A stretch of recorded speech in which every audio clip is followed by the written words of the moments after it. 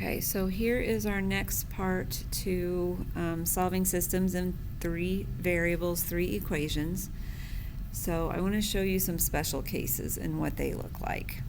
Okay, so I'm going to go ahead and get rid of x's. So I'm going to multiply this first equation by -2, and then I will pair it up with this second equation. So the first equation rewritten, multiplied by -2.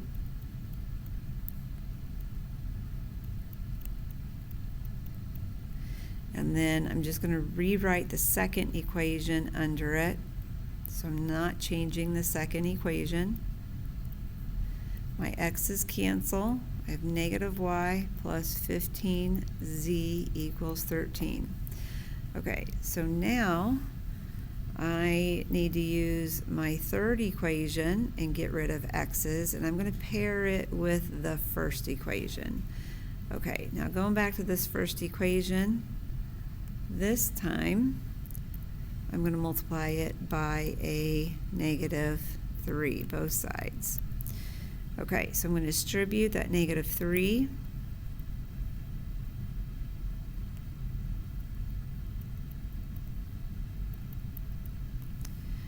And I'm rewriting the third equation.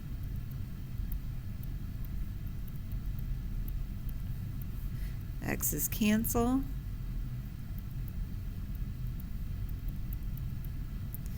And I now have 2 equations and 2 unknowns. Okay, so, oh, sorry. Just trying to scoot it over a little bit. Okay, I'm going to bring this equation down. Okay, so it's going to be a -y plus 15z equals 13. Okay, so notice what happens. Y's cancel, z's cancels, my 13 cancels. I get 0 equals 0. Okay, so this is a true statement. So this is going to be infinitely many solutions.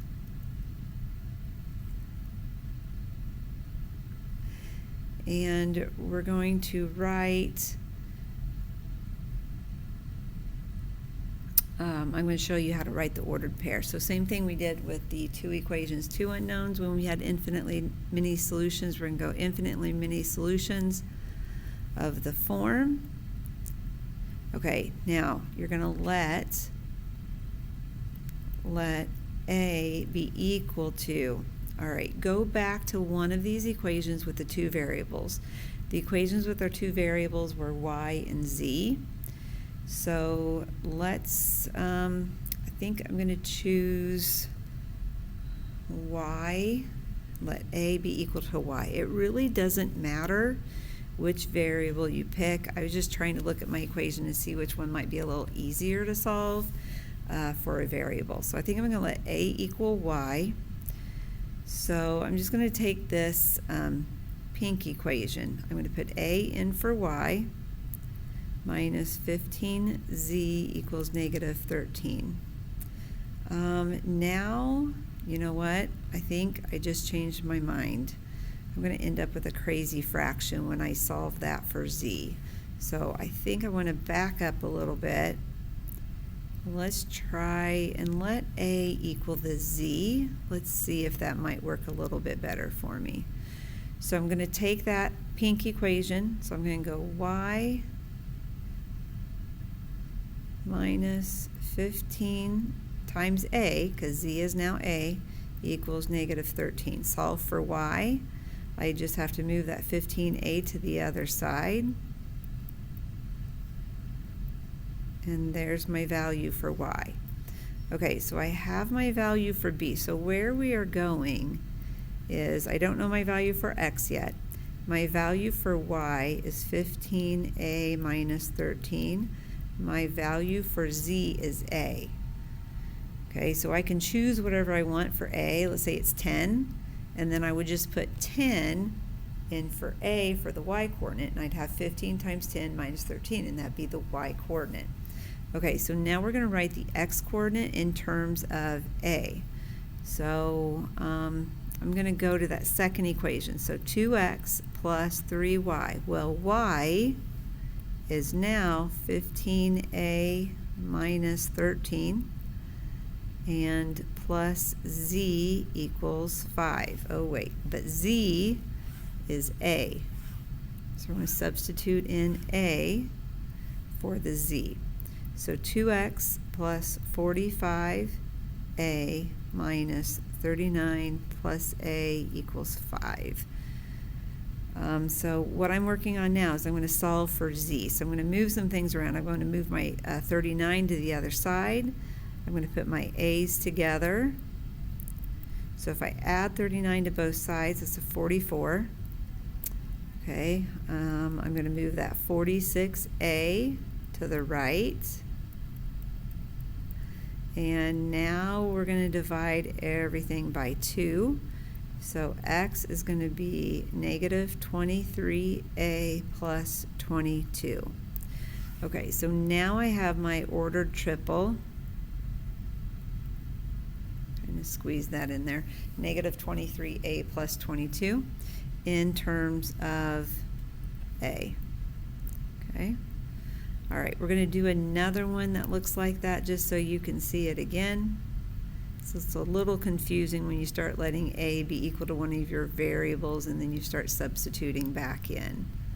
Okay, so number 9 does the same type of thing. So, all right, now notice we have a couple of our equations are already solved for or are already missing a variable. So I'm going to use that to my advantage. So we already have this y minus z. So let's take the first one and the third one. We're going to add those together and get rid of x's since the second equation doesn't have any x's. So I'm just going to write it over here so we can just put the two together and you can see it a little easier. So now negative x plus 2y, and I'm just going to kind of leave a empty space where that z would go. Okay, so now my x's cancel. I get 3y minus 3z equals 0. Okay, so now I have this equation with just a y and a z, and then this equation with just y and z. So I'm going to just move this second equation over here. Okay, now in order for me to be able to cancel something out, I'm going to have to get opposites. So I either need to go y's or z's. I think I'll just go with the y. So I'm going to multiply this equation by negative 3 on both sides. Okay, so this equation becomes negative 3y plus 3z equals 0. I'm going to move this equation down here, and it's a positive 3y minus 3z equals 0. So look what happens. Cancels, cancels, and is equal to 0. Okay, so again, infinitely many solutions.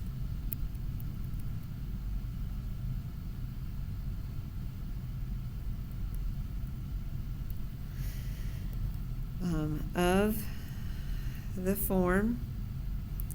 Okay, so again, go back to your equations with two variables. So our y and our z, so we need to choose one of those to be equal to a. I'm just going to choose the y. All right, so I'm looking at this equation right here. So y minus z equals 0. So if I put a in for the y, a minus z equals 0. Move the z over, and z is equal to a. So I actually have two values that happen to be equal to a. So I have the y is equal to a, and the z is also equal to a. So what that tells me is, you know, if I choose y to be 3, z is going to match it. It's going to be 3 also. Okay, so now I'm going to take that last equation up there, the negative x plus 2y equals 1. And since y is equal to a, I'm going to take my a, plug it in. And then I'm going to move my 2a over, so a negative x equals a negative 2a plus 1. Divide by negative 1, everybody gets divided by negative 1, and x is going to equal 2a minus 1. So there is my value for x, 2a minus 1. So again, I can choose any value for a that I want, plug it in, and then that will give me the order triple. All right, example 10. This one is called a non-square system. This one only has 2 equations, but 3 unknowns. It's going to work similarly to the last couple of examples that we did. So if I take a look at this, my z's are already opposites one another, so I don't have to multiply by equations by anything if I just want to get rid of z's. If you want to get rid of x's instead, then you're going to need to multiply that top equation by negative 2 and then cancel out your x's. But since I already have z's that are opposite, I'm just going to go with what it's giving me here, and I get 3x plus 3y equals 0. Okay, so since I only have 2 equations, I can use those 2 equations to get rid of a variable z. Okay, now I can't solve for anything else, so we are going to let either the x or the y be equal to a. I'm going to let the x be equal to a this time. So if I plug a in for x, and then we are going to solve for y. So I'm going to move my 3a over. So 3y equals, this would be a negative 3a. Divide by 3, divide by 3, and y is negative a.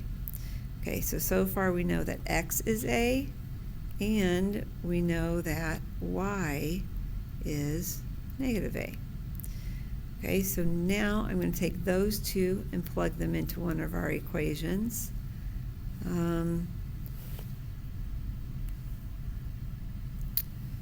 Oops, can't see my equation. Okay, I think I'll just go with the bottom one. So 2x, but that's really an a, plus y, but that's really a negative a, plus z equals 5. So this becomes a plus z equals 5. Move my a over, and z equals negative a plus 5. So our third coordinate is going to be a negative a plus 5. Okay, so again, for this system, I can choose any value for a I want. If I go with 3, I'd plug that in. So I'd have a 3, a negative 3, and a 2 would be one of my possible solutions. Okay, we just have a little bit left to do in this section. I'm going to save that for the next video. So there will be a part 3 to this lesson.